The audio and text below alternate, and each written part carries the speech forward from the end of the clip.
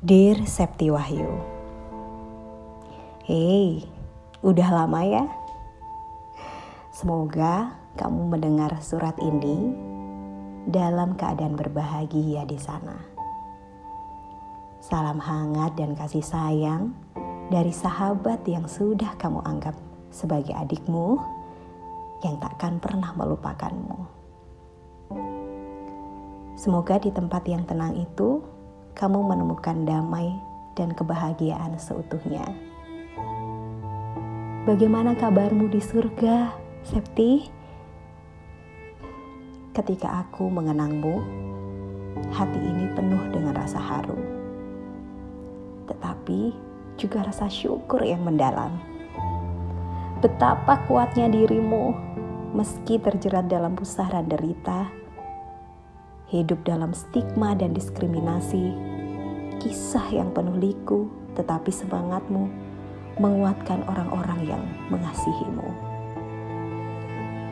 Aku masih ingat dengan jelas pertemuan pertama kita di Surakarta tahun 2017. Cerita yang kau bagi tentang cinta yang berbalik menjadi racun, tentang anak yang terlahir ke dunia namun menuntutmu untuk merelakannya. Air matamu adalah bukti perjuangan yang tak kenal henti. Dan di tengah semua itu, kamu tetap bersinar sebagai sosok yang kukagumi. Shelter Gaya Mahardika Surakarta menjadi saksi perjalananmu. Dari tahun 2016 hingga keberangkatanmu ke Semarang November 2021. Aku mengingatnya. Aku tahu setiap harinya kau berjuang menghadapi rasa sakit dan kesedihan yang menghampiri. Namun senyummu tetap hadir menentang kelamnya dunia. Kini, setelah semua yang kamu lalui, bisakah kamu mengunjungi kami dalam mimpi?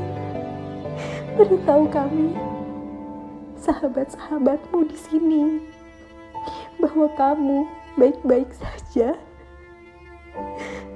bahwa kasih sayangmu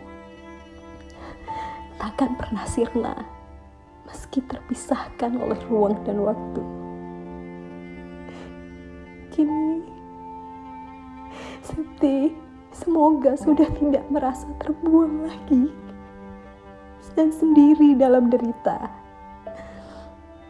Aku percaya Allah memberikanmu tempat terbaiknya di surga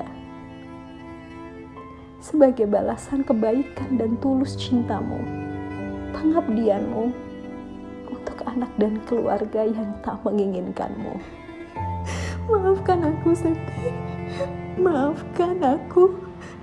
Aku bukanlah teman terbaikmu. Mengingat terakhir kali kita bertukar pesan pada 16 Desember 2022 lalu, aku tak tahu bahwa itu akan menjadi percakapan terakhir kita. Semoga engkau tahu betapa berartinya dirimu bagiku. Kau bukan hanya sekedar teman, tetapi sudah seperti kakak perempuan yang selalu ada dalam setiap kabarku. Hari ini, Septi, 1 Desember 2024 adalah Hari AIDS sedunia, di mana aku berada di Surakarta. Aku mencarimu, Septi, mengenangmu di tempat-tempat favoritmu. Mari kita ingat dan hargai semua jiwa yang pernah berjuang, terus menyebarkan cinta dan empati, melawan stigma dan diskriminasi yang tak berujung, sebagai penghormatan bagi semua cerita yang tak terdengar. Sampai kita bertemu lagi dalam pangkuan kasih yang abadi. Septi. Semoga surga membawakan kebahagiaan yang kau cari. Dengan kasih sayang dan rindu, adikmu, Putri Rahmadani.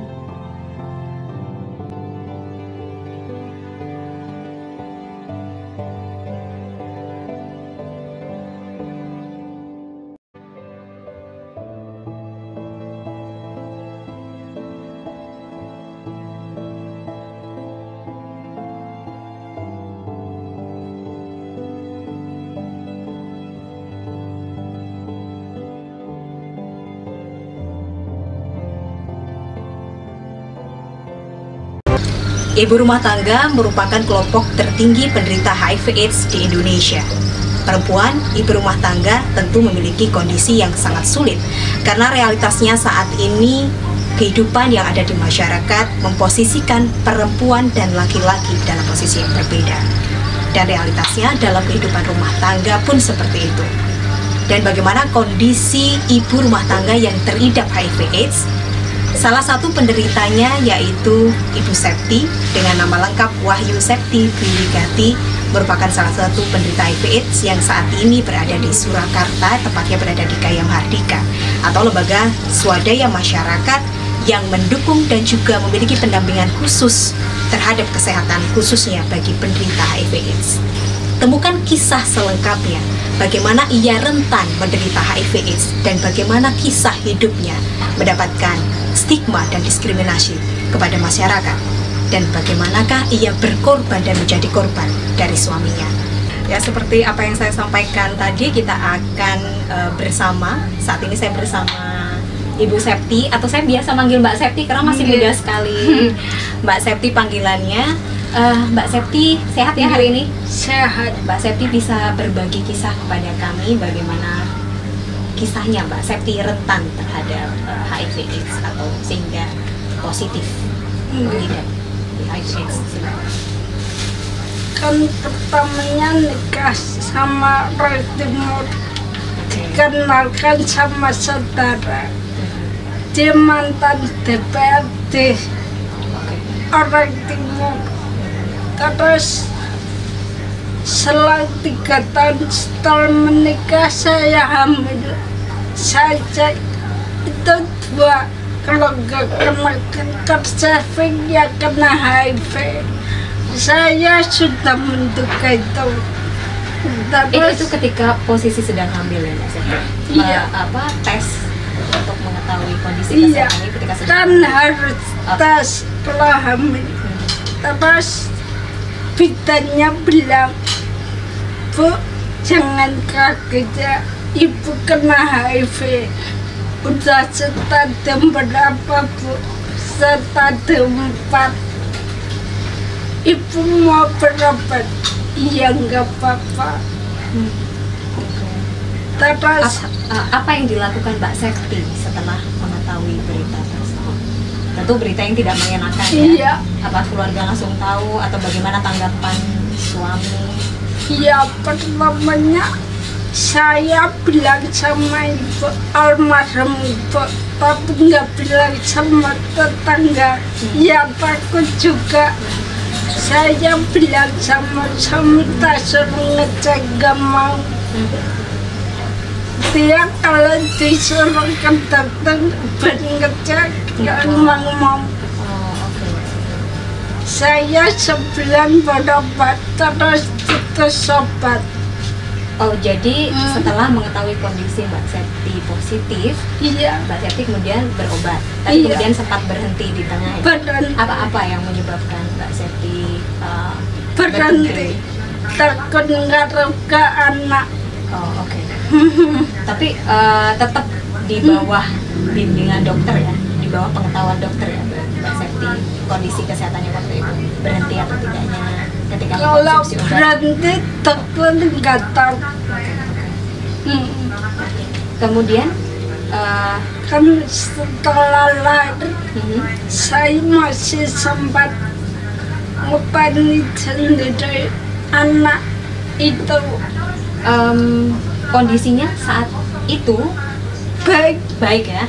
Dan dokter juga sudah mengantisipasi karena sudah tahu kondisi Iya. Mbak Septi, jadi untuk proses kelahirannya pun juga khusus ya, treatment yang diberikan bagi ibu pengidap HIV seperti itu, sehingga diusahakan tidak menular kepada buah hati.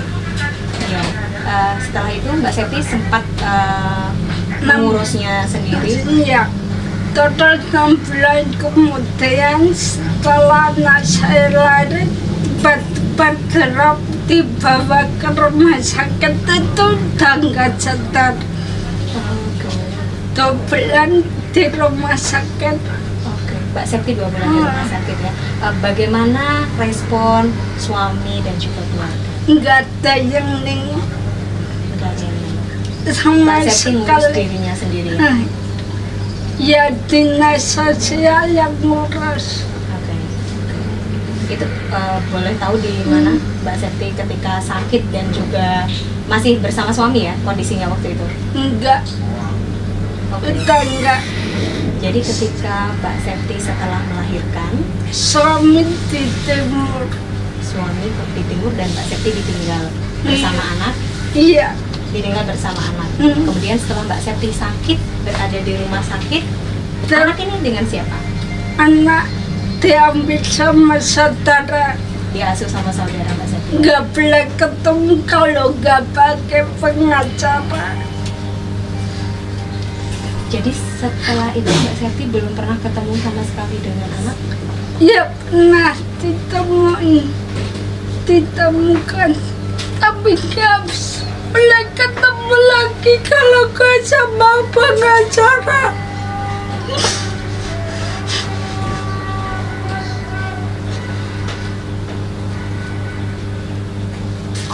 Hingga saat ini, berarti sudah berapa lama Mbak Septi nggak ketemu dengan sang buah hati? Sejak sakit, kemudian hingga saat ini. Terakhir Maret kemarin, April, Mei, Juni, Agustus, setahun 6 bulan. Ya, setahun setengah ya. Saya ingat saya mengenal Mbak Septi setahun yang lalu. Iya. Mbak Septi sudah tinggal di sini sekitar 1 tahun setengah. Iya, Dan sama sekali terputus komunikasi dengan keluarga. Iya. Mbak Septi sudah mencoba untuk berkomunikasi dengan mereka. di Semarang aja saudara nggak mau nengok, apalagi membawa anak, nggak mau. Berarti anak sekarang di Semarang. Hmm.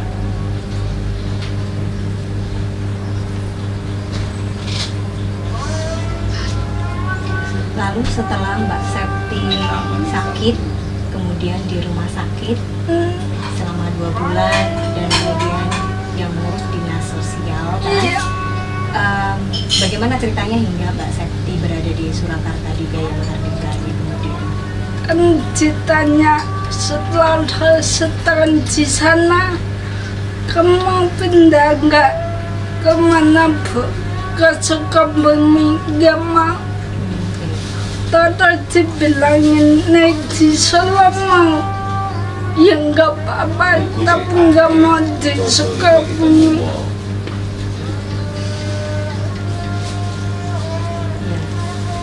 Cukup berat memang karena harus terpisah dengan buah hati dan juga ditinggal keluarga.